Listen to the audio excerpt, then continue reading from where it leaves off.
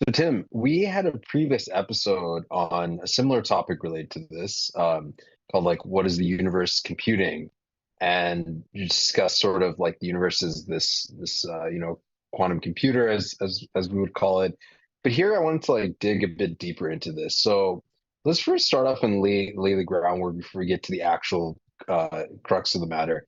Can you describe like how computation and physics are related? When I think of a computer, I think of it like, typing things in and putting some inputs and getting some outputs.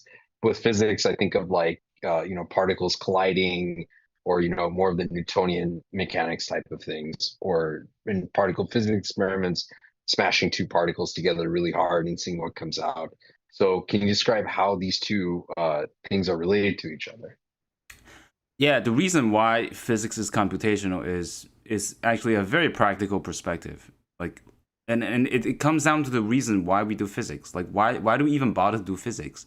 It's because physics helps us explain things. Like, imagine you go to the car, you take a drive, you go to work, you go into the car, step on the gas, and you drive to work. Like using physics, you can compute how much gas you're going to burn. You can find out how your car performs. Even though a big part of that is engineering, ultimately it boils down to physics. So in order for physics to be useful, it needs to take some input, do some computations, spit out an output. And that output might relate to how things work, how things move around, how things interact.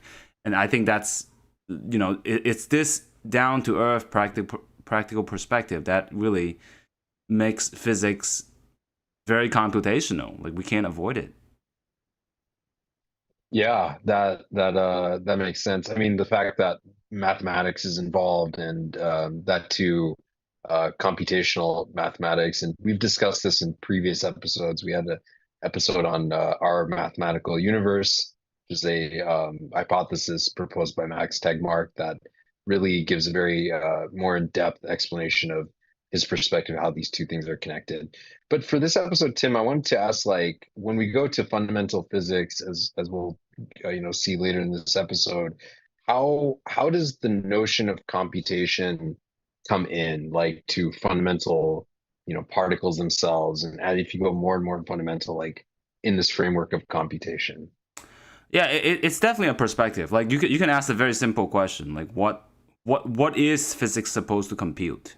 You know, and that question might seem very trivial. Imagine I want to go to work. Maybe I go on Google Map. Put in, oh, I go to work. How much gas I'm gonna consume? Like theoretically, these are the things that physics is supposed to compute for you. But as we realize, like for example, take this car as an example. Like, how do we compute how much gas to consume? You can look at chemistry, how gasoline burns, the performance of the car, but that doesn't seem exactly linked to fundamental physics. And it seems like if we look at the whole problem from a fundamental physics perspective, which has to do with particles interacting, like how does that lead us to going in a car, burning gasoline, and going to work, right? There seems to be a bit of discrepancy. What theories are computing what? Um, and there seems to be a trend. Like the more fundamental physics gets, the more different and more abstract kind of the computations are getting. And it's worthwhile to ask the question: what happens to this trend? What happens if you keep extrapolating to more and more fundamental stuff? Like how does this break, basically? And so Tim, I just want to just take a moment to clarify what fundamental means. So when you're talking about fundamental, you mean going down to smaller and smaller building blocks of nature, essentially. Like if we look at an atom, the more fundamental thing would be the electrons, protons, and neutrons part of it. And if you go further down that way, there's things protons and neutrons are made up of, and that's what you mean by more fundamental. Yeah, basically, yeah. You can see every time we get more fundamental, the kind of things that the theory computes changes. Like Mhm. if you study engineering, you might compute how like engines move, how pieces of matter move. But in particle physics, when you break that down, we don't compute that sort of thing. We compute how individual particles move. Of course, you can argue that, well, if you sum them all up, if you sum up the how every particle in an engine moves, eventually you get to how the engine works, right? Um, but there is a transformation, as we can see, like going from like literally calculating how each tiny little particles move to objects made up of those particle moves. There's a distinction there, and if you extrapolate backward, you can ask the question, if we go from particles to something more fundamental, like what is that thing computing? Yeah. So I want to get to the crux of this episode, and then we'll start from our groundwork and kind of work towards that. So let's jump ahead and talk about quantum gravity. Essentially, this is the holy grail of theory that people want to discover what is uniting quantum mechanics and general relativity or gravity to each other. And what does computation mean in that context? Like, if you go to a theory of everything, which is the most fundamental theory, what does that mean for computation? Yeah, I think once again, the computational perspective is very practical. Like the theory should spit out answers when we give in some input. Like Hmm. on the surface, this is a very simple question. The theory should be a machine that you give it some input and it gives you some output. But if you extrapolate this trend, every step of the way, when things become more fundamental, it seems to be that the number of inputs gets reduced. Like if you go from cars, let's say you look at the perspective of a car. You how the car performs. You might have a lot of specification, how powerful the car engine is, how hard you step on the gas, and the aerodynamics of the car. There are all these parameters, and in fact there could be many more. But as you go to fundamental physics, those tend to get reduced. We know, like you can go to chemistry, then you have a lot of different chemicals and their properties. But if you go for more fundamental, those chemicals are made up of atoms, which are made up of yet simpler building blocks, and then the number of parameters reduce. And it turns out that when you go to quantum gravity, the number of moving bits actually reduce so much that in some cases, you might just end up with having no input. The amount of input actually goes to zero. At least naively, if you try to do that, Hmm. then you go back and ask the question, well, what the heck is it computing? And it turns out that's one of the difficulties of quantum gravity. We don't know what it's supposed to compute even, let alone trying to figure out what theory it is. So that's the crux of the problem.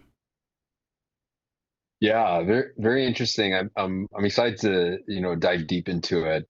So I wanted to touch upon something you mentioned, which is that as you get more fundamental, the theory gets simpler. Maybe the inputs get less, and overall you have a more simplified picture. But one thing that I don't know runs as a contradiction in my mind is if you take, like, say, a proton.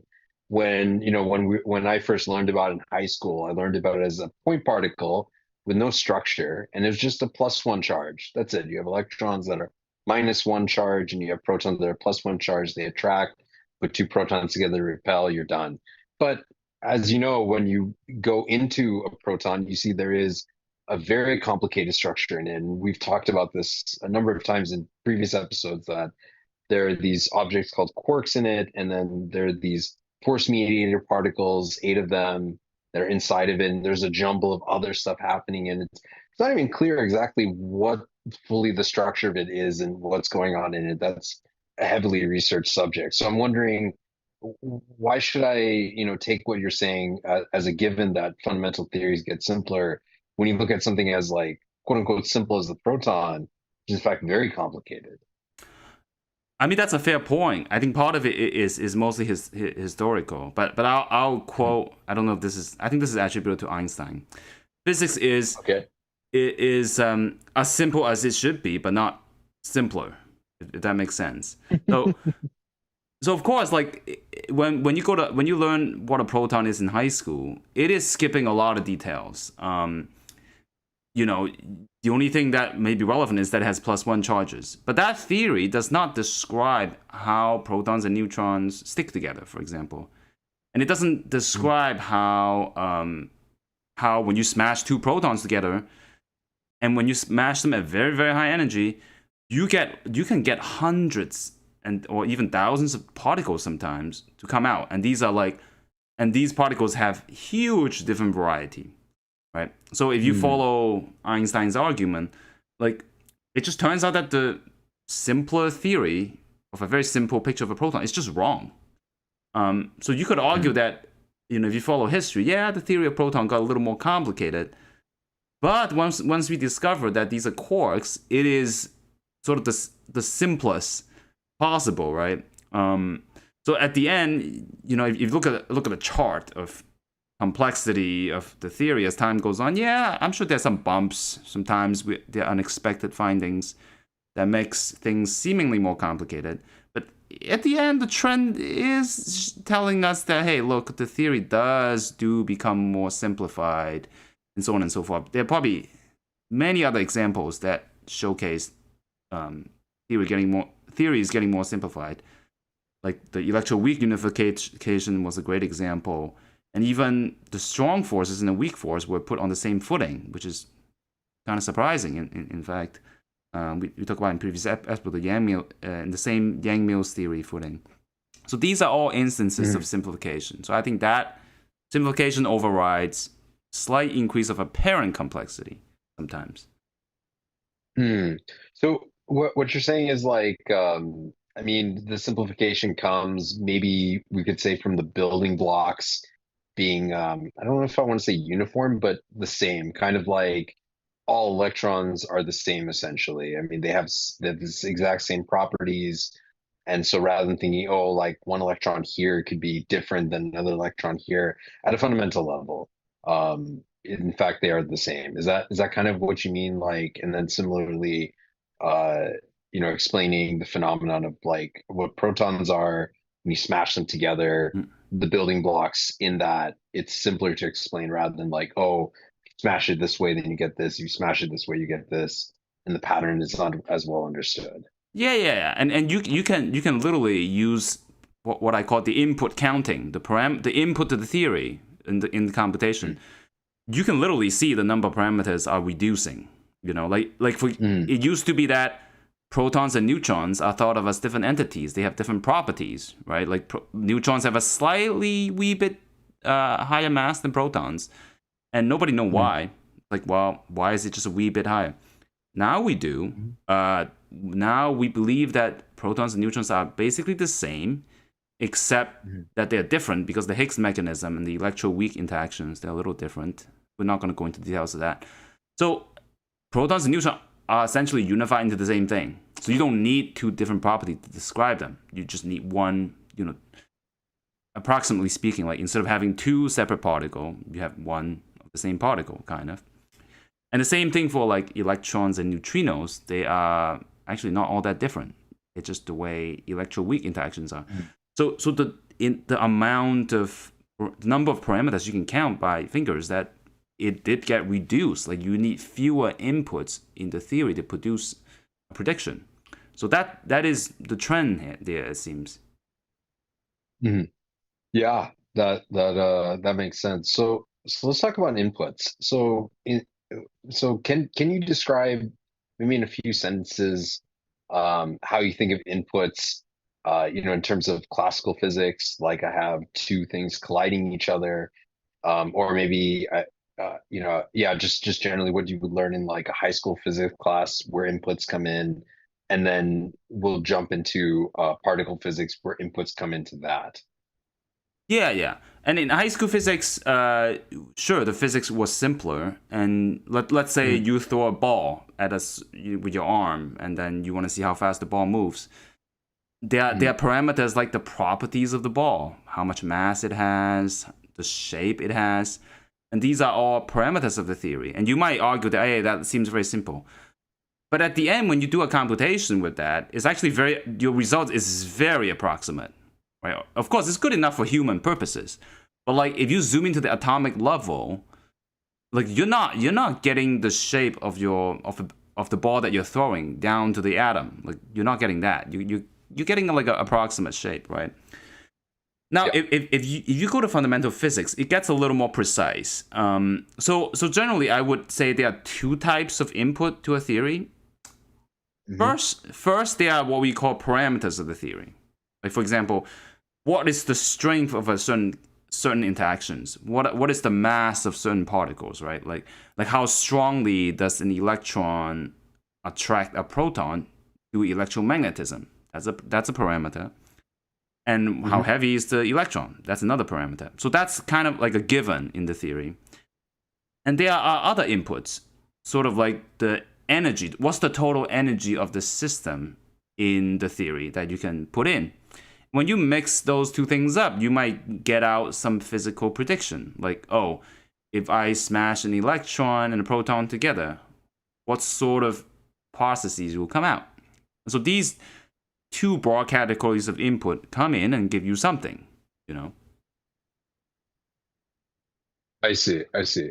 So what you're saying is that yeah, so you have a set of like, I guess, parameters, and then what was the other thing? Did you talk about the other thing for like the other Yeah, set of inputs? yeah. I guess I would call those like external parameters. Like it's a situational dependent parameter, right? Like how much energy is given into the system.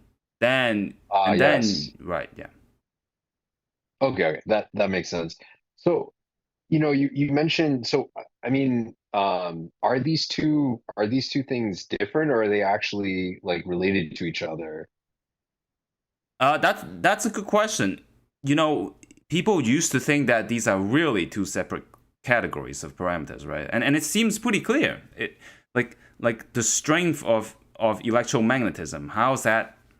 Why that seems to be separate from something external, something I can change, right? Like the string for electromagnetism, that doesn't seem like something we could change. It seems like something abstract. Um, the Mhm. energy, the total energy of a system, like I could just put in more energy in it. I could just put more energy in and smash things at harder together. But it turns out that in our previous episode, because of what we call dimensional transmutation, I don't want to go into too much detail here. When you go through the calculation, it seems that the two are somewhat interchangeable, actually. Like even the strength Huh. of certain interactions might vary depending on the amount of energy that you're smashing. So what we thought of as parameters of the theory turns out to be actually dependent on the external parameters. So in some sense, maybe many of the parameters are actually external. So it becomes a little murky. Hmm. So what you're saying is that the parameters of the theory actually have energy dependence, and so because they have energy dependence, these two things aren't necessarily separate from each other, but are in fact very intimately connected with each other. Right, yeah, exactly. And this is one of the first hint that you're seeing. It's kind of like a crack in this computational perspective. It's like, hey, you Mhm. thought the input for the computation was very clear, but it gets a little murky now. Like even the inputs are unclear. Like what strength? Like imagine I'm trying to compute how often electrons smash into protons, and then I Mhm. need to calculate the total energy. Then what is the input even? Do I need to know the strength of the electromagnetism at all energy? Like, which numbers do I pick? So it gets a little murky. What if you just like reduce everything down to energy, and you just say, okay, I know the energy in which I'm going to operate in, and you just put that as your input, and you're done. Is there anything wrong with doing that? Yeah, you could try to do that, but there's another wrench in this train of thought, and that is relativity. Okay. Because Hmm. relativity tells us that everything's relative. So how fast something moving is relative, right? So, Hmm. if I have an electron that's zooming by, if I just kind of move along with the electron, it turns out that, hey, the energy of the electron with respect to me changes because it's Hmm. moving at a different velocity now. So it turns out that even energy itself is relative. Um, And because of relativity, the amount you can't just look at energy. You have to look at something that is what we call invariant, meaning observer independent. Like imagine I look at this event versus an alien from, I don't know, Andromeda looks at this event. You need to cook up something that is unchanged depending on your perspective. So that could be done, but it's a little tricky. So energy isn't all the answers yet. You got to deal with relativity. Hmm. Yeah, so what you're mentioning is that energy is not well defined. It'll change depending on what reference frame you're in, and reference frames could be moving at different velocities, have different accelerations, just different perspectives. And so energy is not necessarily the quantity to use, but you want to use other quantities that are invariant in the sense that they don't depend on other reference frames. Maybe it might be helpful to give the audience some ideas of what invariance might be. One that comes to my mind is rest mass. It's like the mass that something is when it's just sitting there, just relaxing, and and it's not moving in your reference frame. Yeah, yeah. Perhaps an analogy is helpful. Yeah, yeah. Yeah, I would say there's just this principle that physics shouldn't be biased. Physics is physics. It shouldn't depend on who's Mhm. looking at it. Like, if you think of particles as like a vehicle, like imagine two vehicles got into an accident, like a collision on the road. Mhm. And if I'm sitting at the first car, I might say, well, look, because of relativity, from my perspective, I'm not moving. This person just is moving and it's hitting me. He's the cause of the collision, right? And then you can Mhm. argue from the other person's perspective. Hey, look, I'm not moving my car. The other person is hitting me. So the physics is kind of like the police. The police came and had to write a police report, and then you have to ask, well, hey, look, whose perspective is right? Like, who's at fault? Basically, like who's colliding what?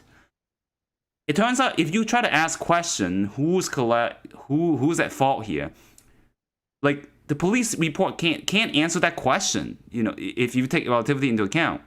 So physics has to be objective. It can't have these opinions. So what relativity will do is, hey, if you have a theory that respects relativity, it has to be unbiased, and the only thing you can say is that, hey, two cars were in a collision, and something that might be invariant is just like the total available energy in the entire interactions, with no reference to how fast one is moving, how fast the other moving. The invariant is sort of the report. Be like, hey, look, this is definitively what happened. That cannot be disputed in court. Yeah, yeah. That is an interesting excuse me. That's an interesting way to put it. One more example I want to give the audience from a geometrical perspective, because we will be talking about geometries in just a little bit, is imagine you have a sheet of paper and you put two dots on it and you draw a straight line between them and you measure the distance. And all you're allowed to do is move the paper like across a table. That distance will not change. So you could say, with respect to the transformations of moving the paper across the table, that distance is invariant to that. And so, would you say that's a fair example, Tim? Like, I mean, I know, like relativity is broader in terms of moving at different speeds, and you'll see length contraction and stuff. But in this like very simplified example, would you say that's a fair analogy? Yeah. I think that's a fair analogy, but of course, with these are Mm. specific example. We're talking more generally. In a Yeah, very general yeah, yeah. theory, and there's no simple way to identify these in what we call invariants. It's actually kind of an art to figure that out. And if you look at relativity, it might be something like a length, absolute distance, some sort of Mhm. total available energy. But it turns out even that is very, very murky. You know. Huh. You've intrigued me. I guess let's jump into it. So with quantum gravity, for instance, we were mentioning earlier the theory of of everything supposedly. What is there a notion of invariant? Because invariants seem to be something that physicists seek all the time, like things that don't change depending on your reference frame. But when you go to that level, does it even make sense? Now, this is where it gets tricky. So first of all, we have to talk about what quantum gravity might consist of. And by the way, we don't really know what quantum gravity is, but we know what it has to contain. So first of all, it has to contain not just the basic form of relativity, which is special relativity, what we described. Depending on how fast you move, some of your perspective might change. We have to incorporate general relativity. It means that even if you're accelerating, even if you are an alien living in a different galaxy, even if you're living in a different multiverse, in fact, you should still have the same physics. This is a much more general level of relativity, right? And you have to combine with quantum physics, which tells you that all possibilities are explored, roughly speaking, right? So, and that includes the physical world, and that includes the exploration of all possible geometry, all possible shapes, all possible, perspective, right? You have to sum them all up together, and then also combine it with relativity. So when those, so Tim, real quick, can we in one sentence describe the connection between geometry and relativity, like why those are connected? Yeah, because Einstein's general relativity tells you that space-time should actually be view of some sort of shape, which can curve, can be curve and twist around, and even space and time themselves can curve and twist around. And depending on where you are in the space-time, your curvature might be a little different. And from those perspectives, things will look a little different. Even more so than just moving at different speed, things look a little different. And it is this perspective, this more general relativity, that makes even some of the invariants that you thought makes sense, even that kind of stopped making sense now. Technically speaking, relativity has kind of like a symmetry. I don't know if symmetry is the right word, but let's just roll with that. And this is symmetry there. And if you go to general relativity, this symmetry sort of gets bigger. Technically not a symmetry anymore, and it's what we call it means that even if you stretch and twist the space and time, your equation still has to remain the same. This is called diffeomorphism for those who are technical, but don't want to get the details here. Basically, there's more and more general symmetry, if you like, and that restricts your input even more, right? So that's the side of the general relativity, which creates difficulty. So let me take a little bit of a step back and take a crack at what you just said in terms of relating geometry and invariance, because I think that's an important point to mention, and then that'll lead into your point about quantum gravity. So would you say we can think of physics, general relativity, as describing our universe with some kind of space-time, and that space-time is described very geometrically, and the notion of invariance come with respect to that geometry.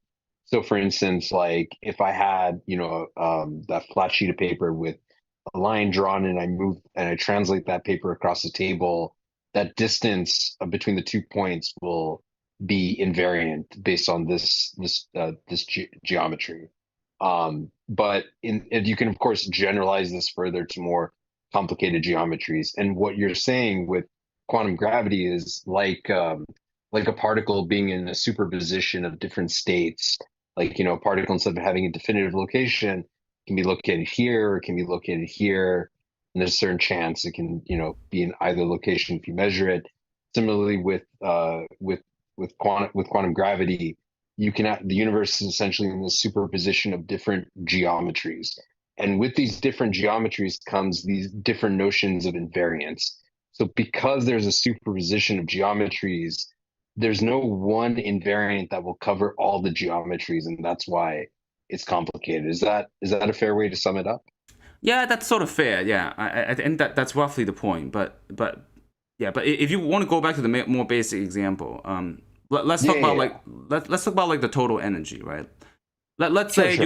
you look at the total available energy between one particle and two particles interacting, right? You thought that's a Mhm. good invariant, but it turns out that if like because the universe is expanding, you know, depending on when I perform this experiment, that energy might actually shift because of the redshift, because the universe is getting stretched. So, Mhm. in order for me to actually describe fully what that number is, the total available energy, I have to pinpoint exactly what you know when I'm doing this experiment, roughly like 13 billion years after the Big Bang, right? Mhm. Um, but that number, 13 billion light years, 13 billion years, it's a little bit subjective because of general relativity. Imagine there were aliens, I don't know, since the Big Bang were moving at tremendous speed or whatever. They might disagree. Like it might not be 13 billion years Mhm. according to them. So basically, even notions like invariants, like these total energies and whatnot, Mhm. somehow when you add general relativity in, they are not, at least not immediately, they are not invariants anymore, basically. Um, and now, of course, quantum physics throws an extra wrench because not only not only do you have to deal with these non-invariants, you also have to sum over all the possibility. And at the end of the day, Mhm. the truth is that we actually don't know how to do it, right? Like so. Oh, that paints such a bleak picture. I guess like you know why bother then trying to seek a theory of quantum gravity if it has so many holes in it, or I don't know, not so many holes, but like so many things that we just do not know how to do. And if it's not computing anything at the end of the day and all we know is computation, what would be the kind of the point? Yeah, I mean that is an interesting thought because, but on some level, we have to admit that this is actually not the fault of quantum gravity. You know, um, in some sense, it's sort of the fault of humans existing because we exist in one particular universe, and if we were to Mhm. write down a theory of quantum gravity, it has to account for all universes, and it's hard to imagine. Let's say you calculate something by summing over all possible universes. It's hard to Mhm. imagine that thing that we calculate has that much to do with our universe. you know? Mm. So it's just telling you that at the end of the day, like the way our universe is, some of that really doesn't have that much to do with fundamental physics. Maybe it does. I don't know. But and we are still in the universe. So it's kind of like we are kind of part of the computation in some ways. And the results are not even, we haven't seen the results yet even.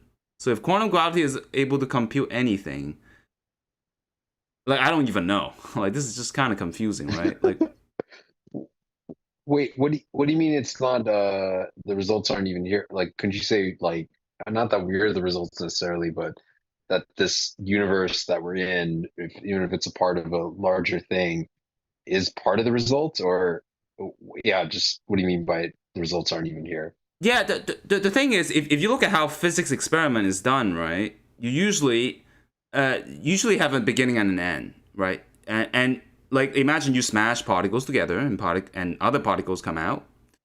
You might feed that configuration into your physics theory, see what comes out, run an experiment, and then compare, you know?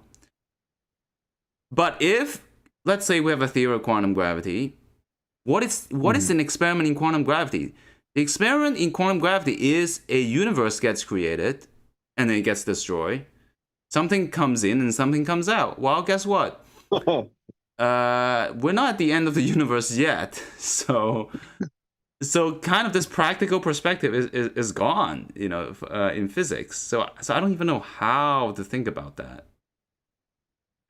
I mean, could you say that the end of the universe will ever come? I mean, yeah, there's the heat death and stuff, but the universe will still like be here. It just seems only you can only begin a universe. I don't know how you would end a universe. Right, yeah, but it's also not clear when exactly does the universe begin and end. Because remember, and this is maybe we didn't emphasize so much about the quantum physics aspect. In quantum Mhm. physics, we have to sum over all possibility. Of course, there are Yeah. universes that begin and end. They're in fact very specific models of space-time that this happen. And people Hmm. might recall, and one example is like anti-de Sitter space, if you're familiar with some of these technical lingo. But not all universes have a clear beginning and an end. They just kind of keep going, you know? So where does your calculation even begin? When does it even end? And I think that may be like a crack in this computational framework of physics, right? Like it does, like Huh. I don't even know. So you're just saying that like it's just so ambiguous, even the start and end time, or even yeah, just it's just like you have to sum over everything. Yeah, yeah, Essentially, is what you're saying. exactly. So like Oh, what should quantum gravity compute? I mean that I guess that is the question. Like oh wow, that's I didn't realize the problem was that bad.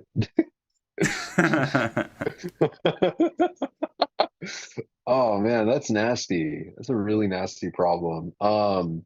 Well, okay, I guess my next question would be let's say you had like a true theory of quantum gravity. I don't know, just you know, uh, maybe an alien came down and gave it to you or something like that, and somehow you're able to validate it.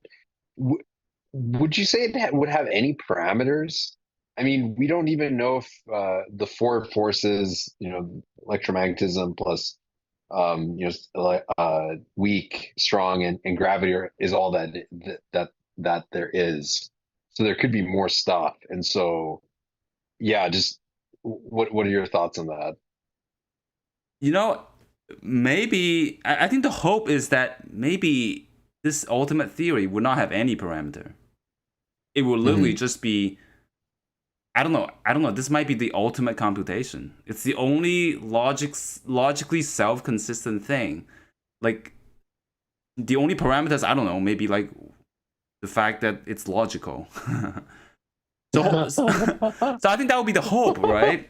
Like if because if you have a parameter, you always wonder why is that parameter the way it is, and then you go back to this dimensional transmutation, right? Is this really a parameter, or is it a parameter actually telling you something else, right? So to Hmm. resolve all this ambiguity, the ultimate thing is that wait, there is no parameter. We're not the experiment of someone else. It's not like someone took this amount of energy and just started creating a universe, and somehow we Hmm. end up being the experimental product, right? Maybe that's the hope, you know. So, so like, if you were to speculate on quantum gravity, as people are formulating it, would you say it has no parameters or would have parameters, and then we'd have to keep going down the question of like eventually reaching a point where there were no parameters? Yeah, I'm not sure. I think in my mind, my opinions probably flip flop sometime. You know, like maybe it's a complete rabbit hole. You never get to the end of it. You always find more parameters. You try to explain that parameter to even more parameters, and maybe there's no end. Or maybe there is just one thing to compute. Or maybe we're just a byproduct of some simulation. Although I don't like that hypothesis. I think the universe is a little crazier than that. So to tell the truth, yeah, I don't I, know. I don't have a strong opinion either way. But yeah, I share your bias in the simulation part. Um, I guess then what would it mean if you like had a theory, quantum gravity or something beyond that? it truly had no parameters in it, would that just mean that there are no more questions to ask of the theory because it's just all explanatory? There's like it just has to be that way, or yeah, I just want to understand that. Yeah, even if we have a theory of quantum gravity, it's unclear how much that will help us, you know, like perform some of these calculations. Like it might be able to explain some rough features of how our universes are, but Mhm. it probably can't answer any detailed question because all the things the theories calculate will have to be applicable to all universes, to all the all Mhm. possible universes, right? Um, Mhm. so you, I mean, maybe we'll discover that our universe is special, or maybe we'll discover that our universe is just one of bazillion possibilities that are, Mhm. and it's not that special after all. I don't know, but maybe, yeah, maybe existential questions like that will get a better answer. But other than that, yeah, it's not clear. It's not clear what it will provide, but certainly satisfaction, I would say, in terms of understanding how fundamental physics work. Hmm. I I guess I want to end this episode by asking you this, that you mentioned that it may not be applicable to our everyday life. Could you maybe give the audience examples of where that also appears in physics, that like things, that are just inherently interesting may not be applicable to everyday life? Like this is not, this is a common occurrence in some sense. Yeah, yeah, indeed. So I think the example of protons and quarks is a good Mhm. example. You know, back in the days, we thought protons were fundamental. And we look at the properties of protons. And then later on, we discovered that protons were made up of quarks and gluons. And we also talked about the Millennium Prize problem related to that, uh, our last Mhm. episode. And you could argue that discovering the discovery of the strong force doesn't exactly improve our understanding of nuclear physics that much, and it holds some merit to it. But it does allow us to feel like we solved most of the problem. And at the end of the day, it might just be a lack of computational prowess that we can't go from point one to the strong force to the massive protons.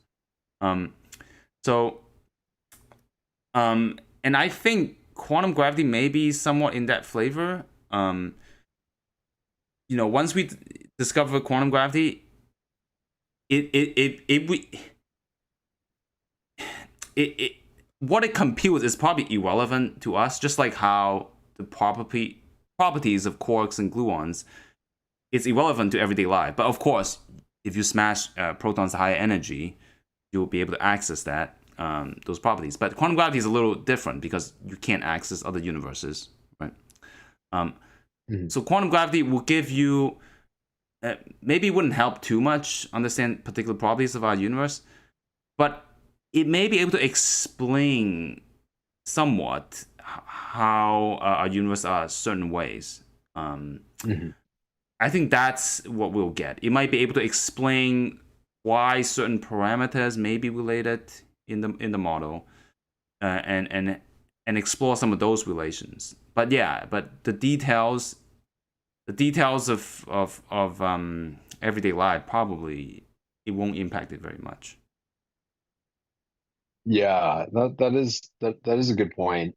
One last thing I want to touch up on, which is inspired by an audience comment, is that this notion of like all possibilities has a multiverse-esque type of I guess like vibe, or like how should I say it? Just veneer. So if there were only our universe, just one universe, and there wasn't this multiverse of like the Everett many worlds interpretation type of thing, and just singular universe, would this notion of quantum gravity that you've described, of superposition of different geometries in space-time of this universe still apply, or would it need to be modified? Yeah, so the two concepts a little bit mixed up, right? Like Mm-hmm. a real multiverse is the actual realization of multiple universes physically. Mm-hmm. But even if we don't have that, quantum physics still dictates that the universe should have should have should in principle be in superpositions of different kinds of universes, and that is inevitable. And this is a bit speculative. Look, it may be like I think there was a mathematical paper that got published or an article on Quantum Magazine that says that given reasonable assumptions, you can show that like an objective reality doesn't has to be somewhat dependent by your observers. And this is kind of a little counterintuitive. And if you think of it as in terms of these superposition of the universes, it may be Mm-hmm. plausible that like there exists hypothetical observers that may observe a totally different universe, right? Hmm. Maybe the geometry of that universe will even be different. And how are we to say that our interpretation of this one universe is the one? Mm-hmm. And this is closer to kind of Everest multi-world view, right? Maybe Yeah. maybe the wave function of the universe is spread out, or possibly realities, right? Maybe there's a different parallel world, different possibility that's being explored where, I don't know, Sahil, you and I are aliens talking in some alien language. Maybe talking about literature instead of physics, right? In a podcast. So I don't know how to think about that, but like that things like this will need to be included in quantum gravity. That much is sure. Yeah, that's totally fair. So we're almost at time, and so I wanted to give you guys, give you, Tim, a chance to leave the audience with any words of wisdom that the potentially non-computational or computationally ambiguous nature of quantum gravity has taught you. Yeah, I would say that this is I would say this is kind of a really interesting exercise, right? Like, and it's all often true that fundamental physics pushes our boundary and definition of what science is. Like even just the fact that a theory should be able to compute something, like we're pushing it to the limit, and it seems Mhm. that quantum gravity, in order to have a theory of quantum gravity, we might have to really address this question head on. Like what? Like it's so odd that it's such a basic question, but we can't exactly answer that yet. Like what? Technically, this is like a legitimate question. Like what are the observables in quantum gravity? Um, yeah, I think it's just a reminder that there's still much we don't know about fundamental science that are still remain to be discovered. Could you quickly elaborate what you mean by observables? Yeah, it's basically what the theory should compute. That's what I mean. And the technical Mm, term, a more technical word is just observable. What are the observables of the theory? Meaning, what is it trying to compute? Right? And it's such an mm. innocuous question, but like, but it's complicated. Yeah, yeah. Well, I'm glad we're able to compute some things, even if they are approximate. So yeah, and so on that note, I want to thank everybody for joining us. We'll see you all next week. Yeah, thank you all. Bye bye. Bye.